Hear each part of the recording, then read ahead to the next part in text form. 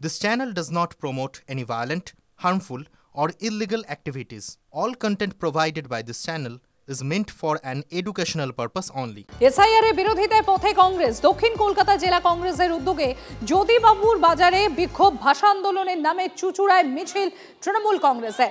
SIR এর বিরোধিতায় পথে কংগ্রেস দক্ষিণ কলকাতা জেলা কংগ্রেসের উদ্যোগে জ্যোতিবাবুর বাজারে বিক্ষোভ ভাষা আন্দোলনের নামে চুচুড়ায় মিছিল তৃণমূলে। সোমা রয়েছেন আমাদের সঙ্গে, সরাসরি নজর রাখবো আমরা সেখানে। সোমা, কি চলছে ওখানে? দেখো, দক্ষিণ কলকাতা যদুবাবুর বাজার, সেই যদুবাবুর বাজারে কিন্তু বিক্ষোভ চলছে। অর্থাৎ দক্ষিণ কলকাতা জেলা কংগ্রেসের তরফ থেকে বিক্ষোভ করা হচ্ছে এসআইআর বাতিলের দাবিতে। তারা এখানে বিক্ষোভ দেখাচ্ছেন এবং তারা মিছিল করবেন। কি তাদের দাবি রয়েছে একটু কথা বলে নেব। কেন আপনারা এসআইআর বাতিলের দাবি করছেন? এসআইআর বাতিল করছি এই কারণে যে নির্বাচন কমিশন বর্তমান যে তালিকায় ভোট হয়েছিল লোকসভার, সেই তালিকা বাতিল করার জন্য চেষ্টা করছে, বাতিল প্রায় করে দিয়েছেন। এবার এসআইআর এর নামে, স্পেশাল ইন্টেন্সিভ রিভিশনের নামে নতুন যে তালিকা তৈরি করছে, তাদের কাছে জন্ম বৃত্তান্ত চাইছে এবং কবে থেকে এখানে বাসিন্দা পশ্চিমবাংলা বিহারে সেটা চাইছে। কিন্তু সুপ্রিম কোর্ট বলেছিলেন আজকে আধার কার্ডকে মান্যতা দিতে, সুপ্রিম কোর্ট বলেছিলেন ভোটার কার্ডকে মান্যতা দিতে, সুপ্রিম কোর্ট বলেছিলেন রেশন কার্ডকে মান্যতা দিতে। কিন্তু নির্বাচন আয়োগ বিজেপির হাতে তামাক খাচ্ছে। বিজেপির কথা শুনে আজকে এই তিনটে জিনিস আপনাদের পোস্টারে দেখতে পাচ্ছি, আপনারা লিখেছেন নির্বাচন কমিশন এবং বিজেপি তারা আতাতে রয়েছে। কেন আতাতের অভিযোগ? আতাতে হচ্ছে, এমন আতাত হয়েছে পার্লামেন্টের স্পিকার আলোচনা পর্যন্ত করতে দিচ্ছে না এসআইআর নিয়ে। এসআইআর বাতিল করার দাবিতে আমাদের যে আন্দোলন, নির্বাচন আমাদের কর্ণপাত করছে না, বিরোধীদের কথা শুনছেন না নির্বাচন কমিশন। সুতরাং বিজেপি যা বলছে। ধন্যবাদ। এসআইআর এর বিরোধিতায় পথে কংগ্রেস দক্ষিণ কলকাতা জেলা কংগ্রেসের উদ্যোগে যদুবাবুর বাজারে বিক্ষোভ ভাষা আন্দোলনের নামে চুচুড়ায় মিছিল তৃণমূলে।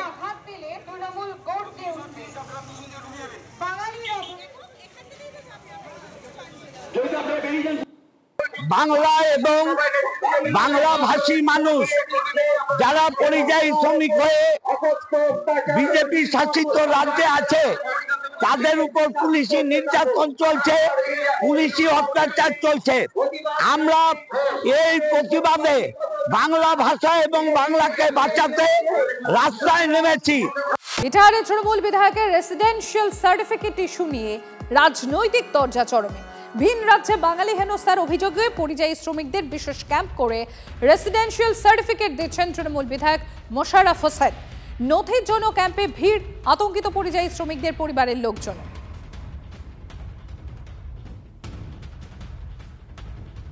এমএলএ মোশাররফ হোসেন মহাশয়ের কাছে আমরা দ্বারস্থ হয়েছি। তিনার কাছ থেকে একটা আমরা রেসিডেন্সিয়াল সার্টিফিকেট নিয়েছি।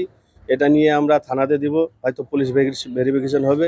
এবং এখানে সেরকম কিছু না, আধার কার্ড, ভোটার কার্ড এবং পঞ্চায়েতের একটা সার্টিফিকেট হচ্ছে, সেটাতেই তিনি আমাদেরকে দিয়ে দিচ্ছেন। বাবা মা ভাই বোন বাইরে আসে, সবাই কাজকাম করতে গেছে, কিন্তু ওখানে কাজ করতে যাওয়ার সময় ওদের কোথায় যে নিয়ে চলে যাচ্ছে, মাঠ ডাং প্রচুর, ভাইকে নিয়ে যাচ্ছে, রাস্তাতে ঠিকভাবে যেতে পারছে না।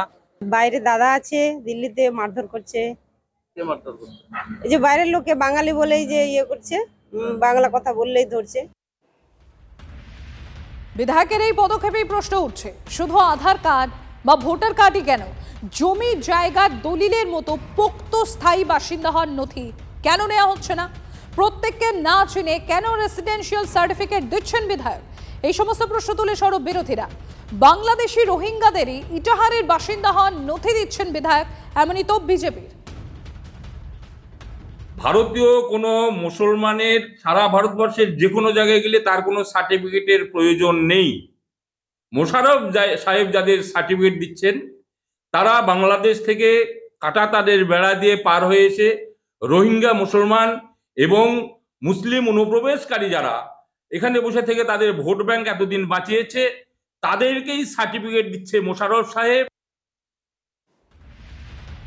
টাকার বিনিময়ে নথি তৈরি হচ্ছে, সার্টিফিকেট দেওয়ার পিছনে গভীর চক্রান্ত, এমনই তো সিপিআইএম এর।